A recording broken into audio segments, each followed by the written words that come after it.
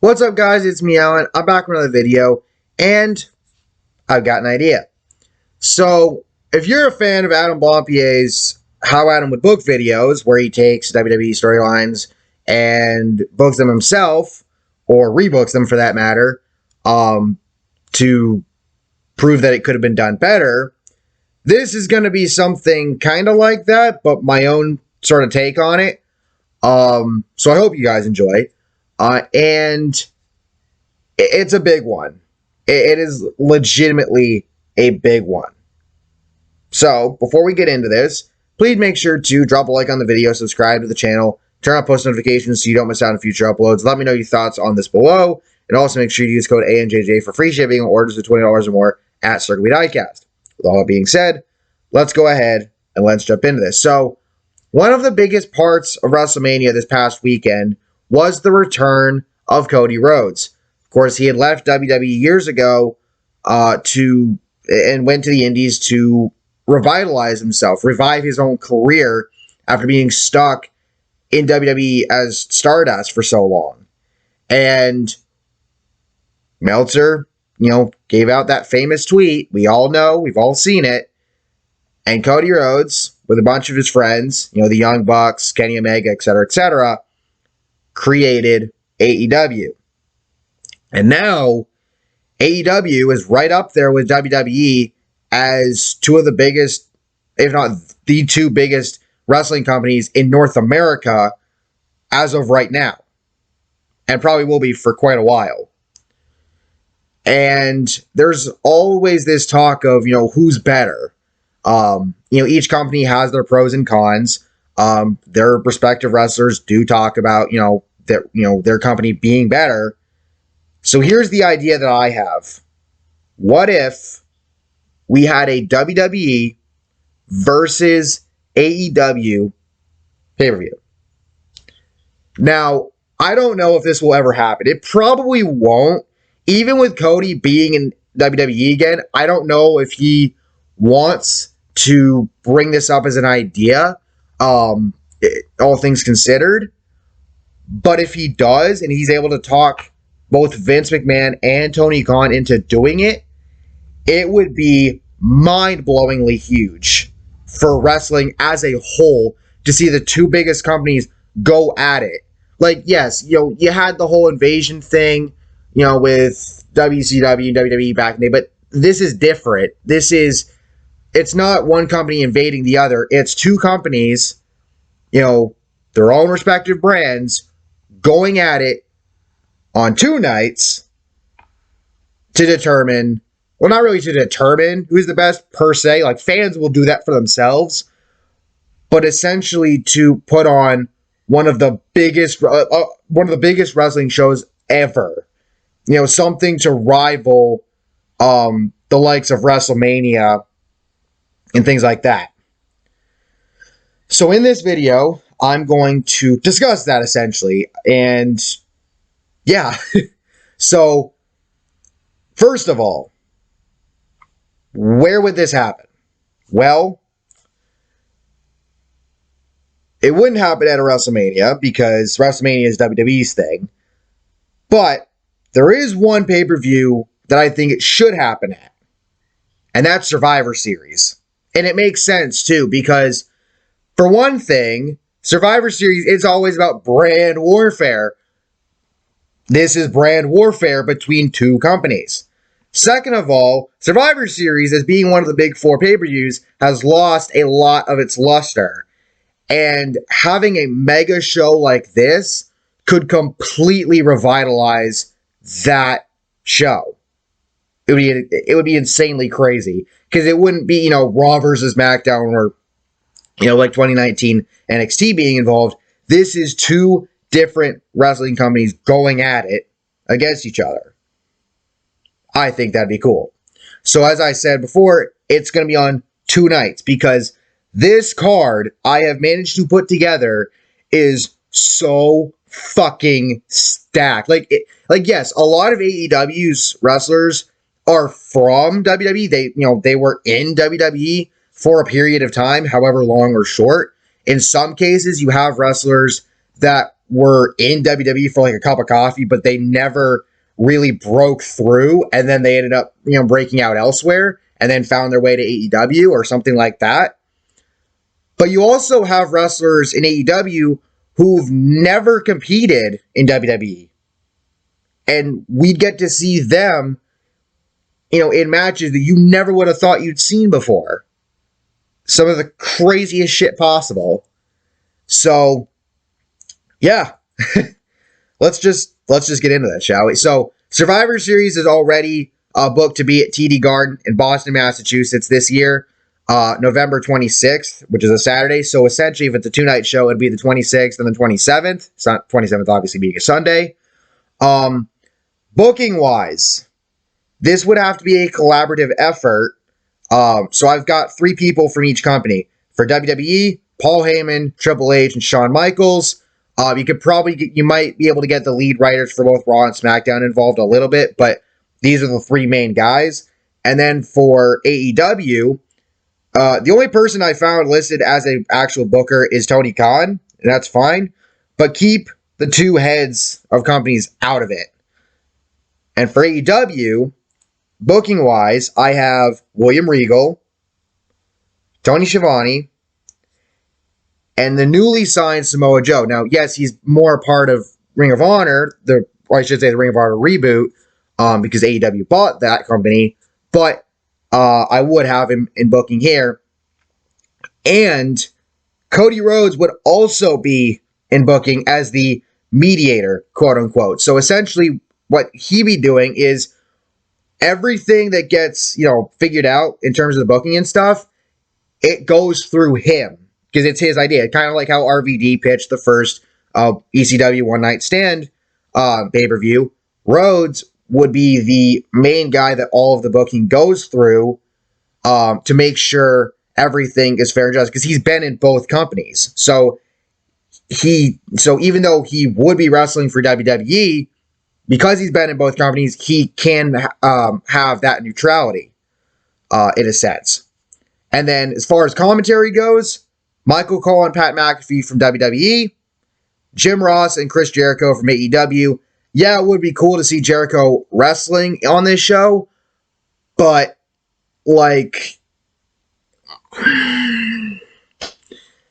I could not find a spot for him. Arguably, I could have put him in a men's Survivor Series match or something like that, but I think it would be cool to have him on commentary for this show with Ross.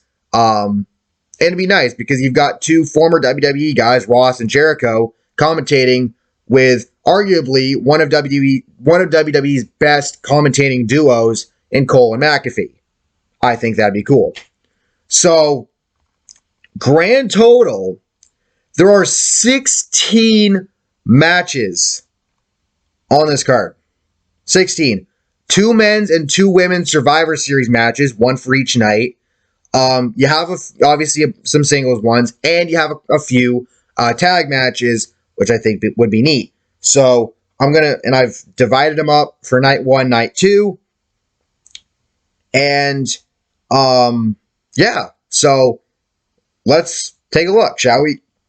And if you agree or disagree with some of my selections, let me know. So, night 1, and this isn't going in any particular order of how I order the matches for the night. These are just the matches I, put in. Seth Rollins versus Jon Moxley. I mean, Seth got asked during the WrestleMania Access panel if he thinks Jon will ever come back to WWE, and he said that he hopes that we haven't seen the last of Jon, or I should say Dean Ambrose, in WWE.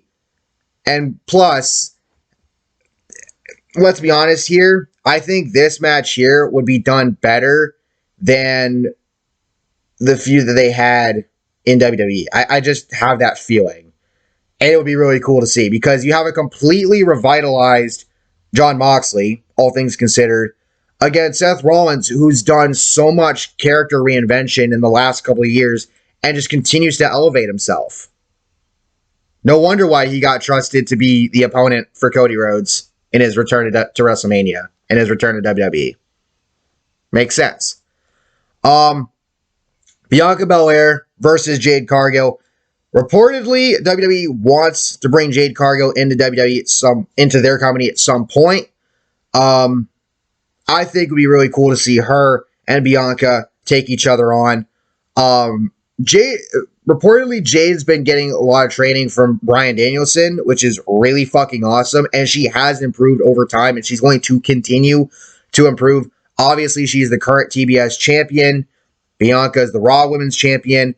I think it would be cool to see this. Now, you could argue that Bianca should face someone like Thunder Rosa, but we'll get to that momentarily.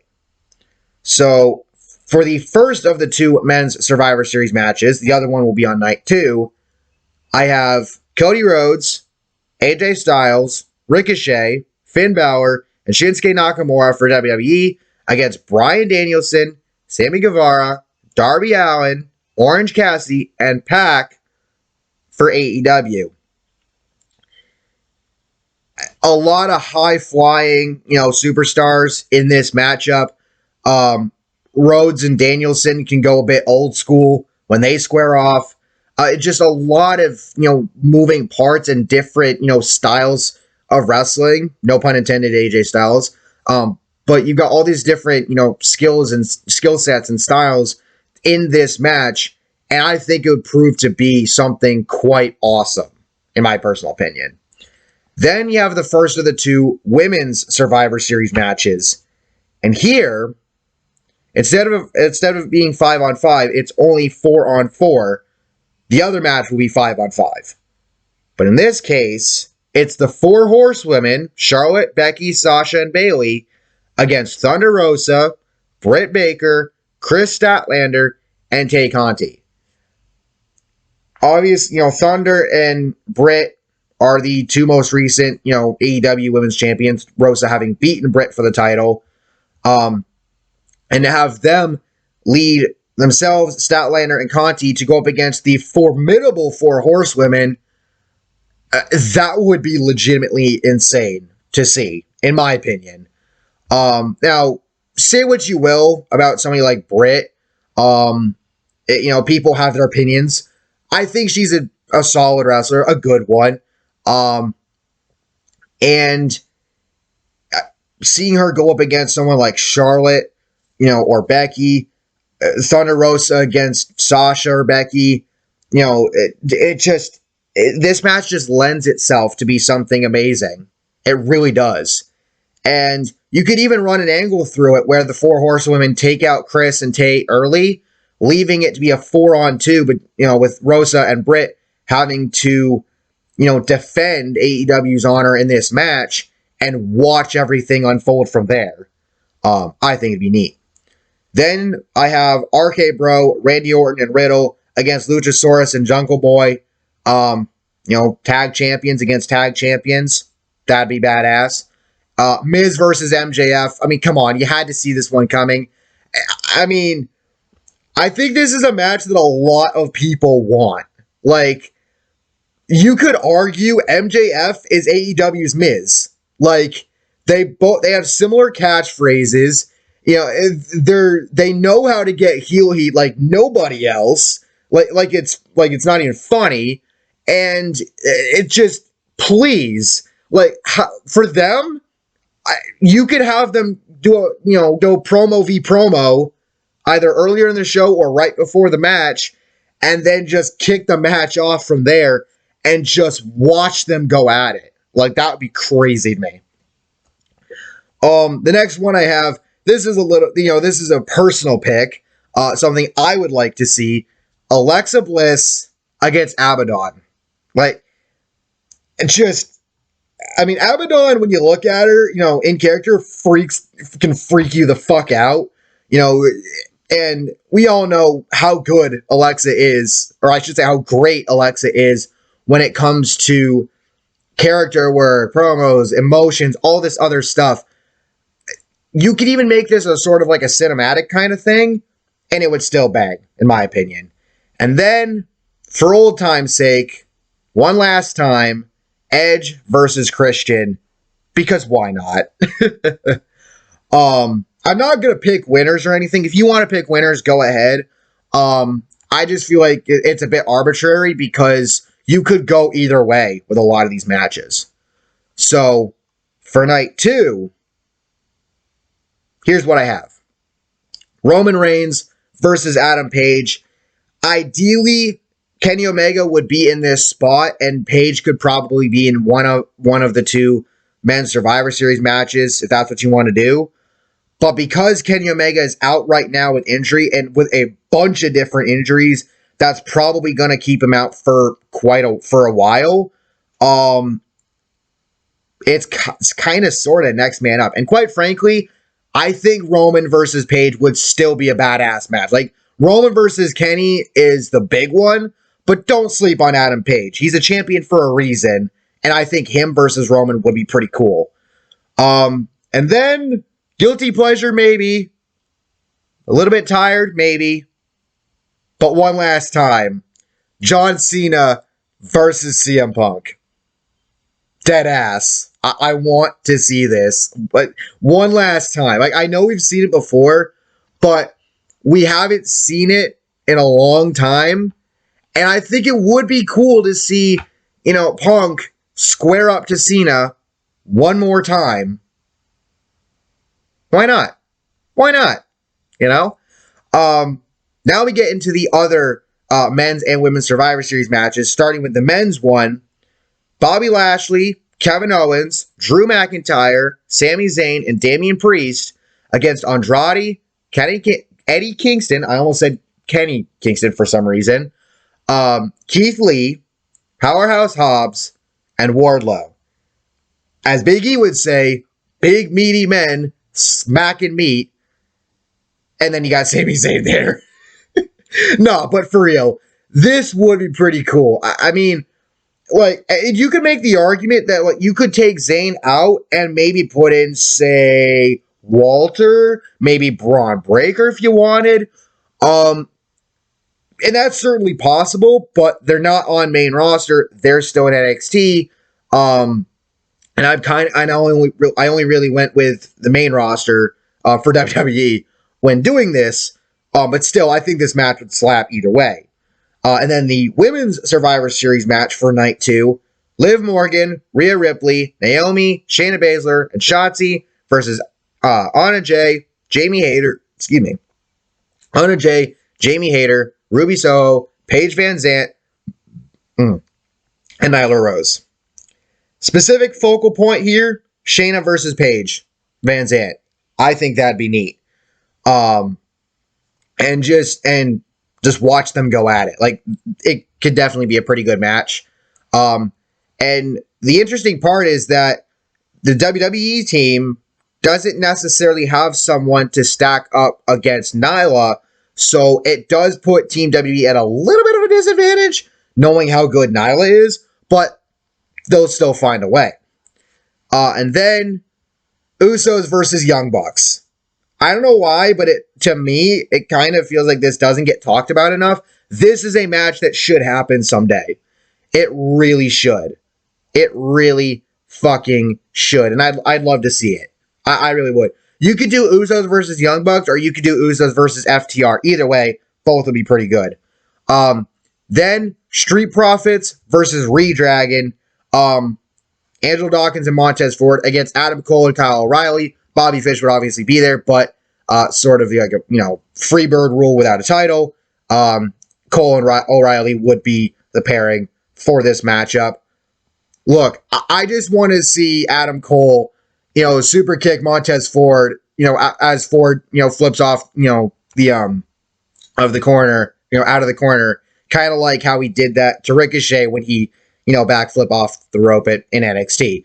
Come on, that spot never gets old. And again, you can put FTR in this situation with the Street Profits. Ironically, I don't even have FTR on here. Like, I kind of just realized that, but at the same time, it's hard to find a spot because, again, there's so much talent between the two companies. There's just so much that some people have to be left off. But if they were to do it again, you can make the argument that they could be on, again in the future. You never know. Next match I have Asuka versus Hikaru Shida. I don't know why. I would just like to see this. I think it'll be pretty cool. I really do.